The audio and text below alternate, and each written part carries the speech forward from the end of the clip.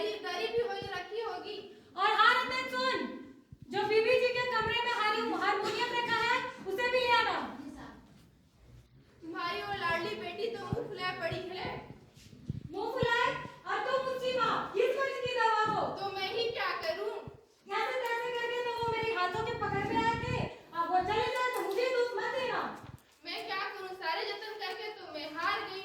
तुमने तो उसे पढ़ा लिखा के सिर पे चढ़ा के रखा है। ग्रामोफोन बाजा सुना है तुमने?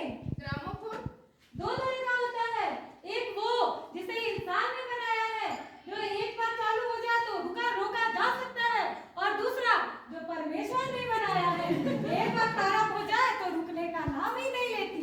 बेटी ढोली सिल रही है, अभी उन लोग के आने की वक्त हो गई, टाइम ही कितना रह गया है। अपनी बेटी उमा को राह पिला, ये तो बनता नहीं है। क्या हे भगवान, क्या करे इस लड़की का। आजकल तो लड़कियों के सहारे सारे पाउडर कारोबारियों का कारोबार चल रहा है, और एक ये लड़की है।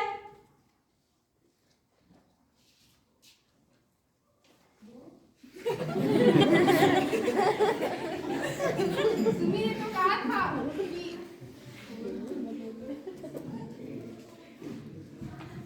तुमने तो उसे सिर पे चढ़ा के रखा है।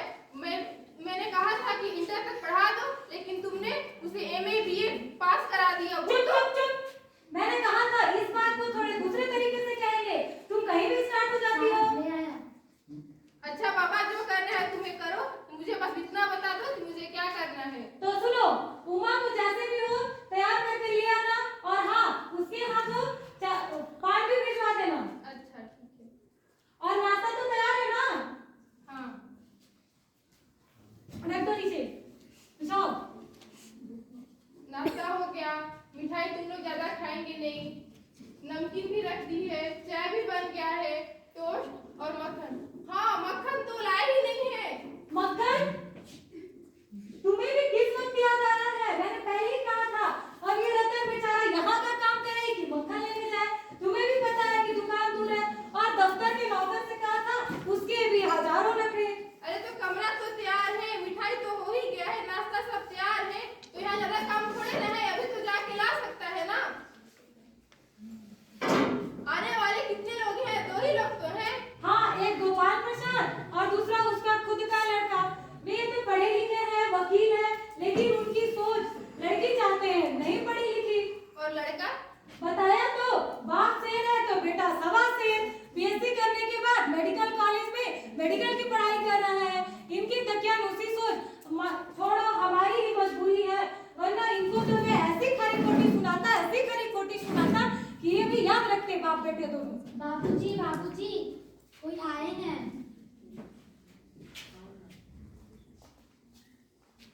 अरे प्रेमा,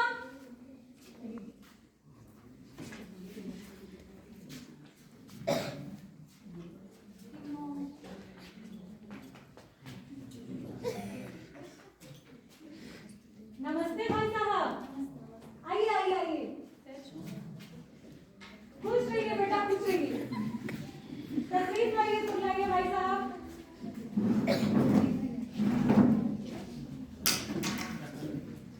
ये लाइए प्लेट, मुझे रात दे दीजिए, मैं रख के देता हूँ।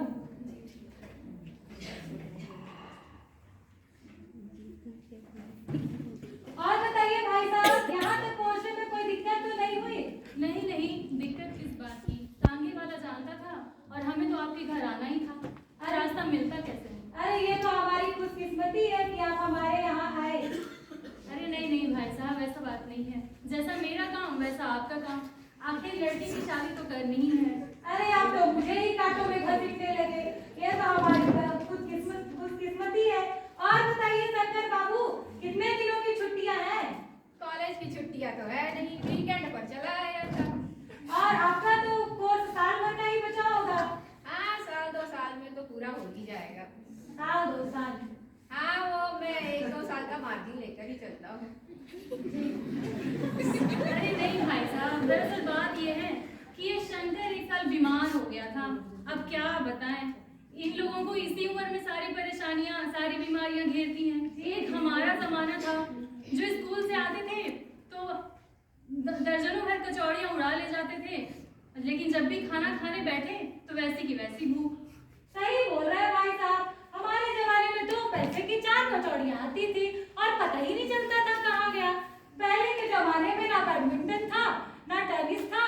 अब और हमारे जमाने में तो बस हॉकी फुटबॉल और क्रिकेट हुआ करते थे। फिर भी मजा ले कोई कहते कि लड़का कमजोर है।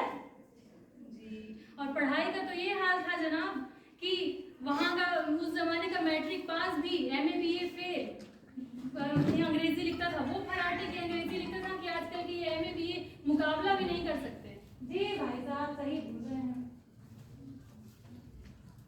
अच्छा, जन्म पत्रिका वगैरह तो मिला ली ना आपने? हाँ भाई साहब, जन्म पत्रिका का क्या ठाकुर जी के चरणों में रख दिया है, मिला ही समझिए। अच्छा, ये जो मेरे कानों में भनक पड़ी है कि ये आपकी लड़की कम पढ़ी लिखी तो है ना? जी भाई साहब, हमने तो बताया ना मेरी लड़की बस मैट्रिक पास है। अच्छा, ये क्या है ना भाई साहब कि आजकल हमें ज्यादा पढ़ी लिखी लड़की तो चाहिए नहीं, कोई मेम साहब तो रखनी नहीं है। जी जी सही बोल रहे हैं। और कौन भुगतेगा इनके नखरों को? क्यों शंकर? हाँ पिताजी, कोई नौकरी तो करवानी है नहीं।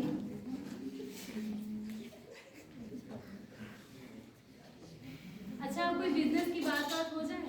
अरे भाई साहब रुकिए रुकिए, थोड़ा चाय नाश्ता तो हो जाए, बिजनेस की बातें तो होती रहेंगी। अरे ये सब आप क्या तकल्लुफ करते हैं? तकल्लुफ किस बात का भाई साहब, आप हमारे यहाँ आए तो बहुत मेहरबानी हुई। अभी माफ कीजिएगा भाई साहब, मैं 2 मिनट में आता हूँ।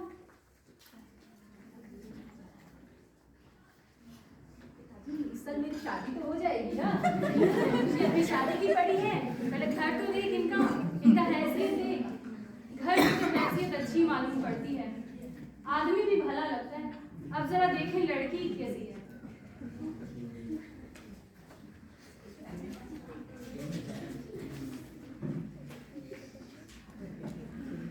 हाँ भाई साहब, आखिर आप माने नहीं? अरे नहीं कोई दिक्कत नहीं है। आप विलायती चाय पसंद करते हैं या हिंदुस्तानी? अरे नहीं नहीं, मुझे तो आधी दूध और आधी चाय दीजिएगा और चीनी जरा ज्यादा डालिएगा। हाँ सुना है सरकार अब ज्यादा चीनी लेने वालों पर भी टैक्स लगाने वाली है। अरे सरकार को अगर आमदनी करनी है तो सिर्फ एक टैक्स लगाना चाहिए, जी भाई साहब नहीं बोल रहे हैं। वो है ड्यूटी पर टैक्स। अरे पिताजी, वो ब्यूटी नहीं ब्यूटी होता है। अरे हाँ, जो भी हो। जी भाई साहब आपने सही कहा, आज के जमाने में ब्यूटी होती, हमारे जमाने में ब्यूटी को कोई ध्यान ही नहीं देता था।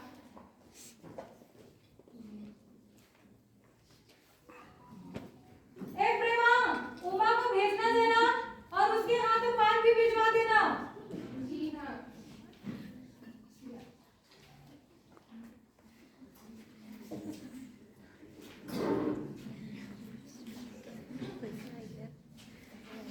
चश्मा? क्या कहा चश्मा? ये कहीं पढ़ाई लिखाई की वजह से तो नहीं? अरे नहीं भाई साहब, मैंने तो आपको पहले ही कहा था। अरे 2-3 महीने से इसकी आंखों में दर्द आ गया है, इसीलिए चश्मा लगाया हुआ है। आओ बेटी बैठो। बैठो उमा, अपने बातें के पास बैठ जाओ।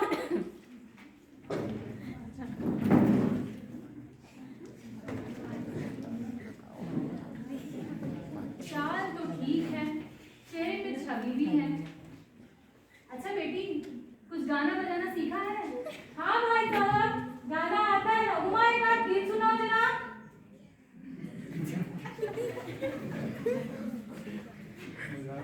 यशोमती मैया से बोले नंदलाला, राधा क्यों गोरी मैं क्यों काला।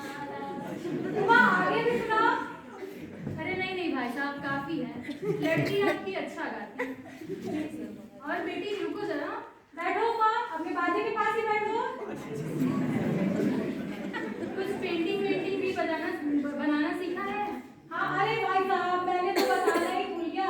वो देखिए, वो जो कुत्ते वाली पेंटिंग लगी है ना, और वो जो फ्लावर वाली पेंटिंग लगी है, उसे भी इसी ने बनाया है। और कुछ सिलाई विलाई? हाँ भाई साहब, सारे घर के कमीजें तो यही सिलती है और मेरी कमीज भी इसी ने सिला है।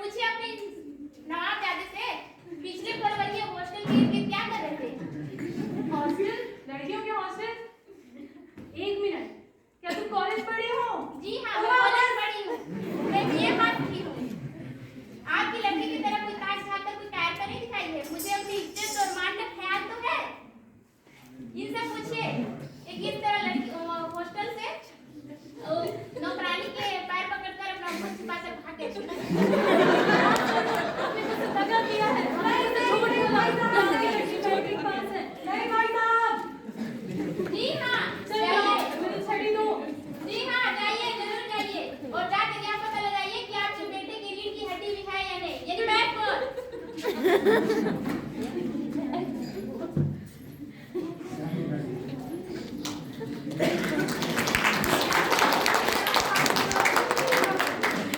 हुआ? बाबूजी।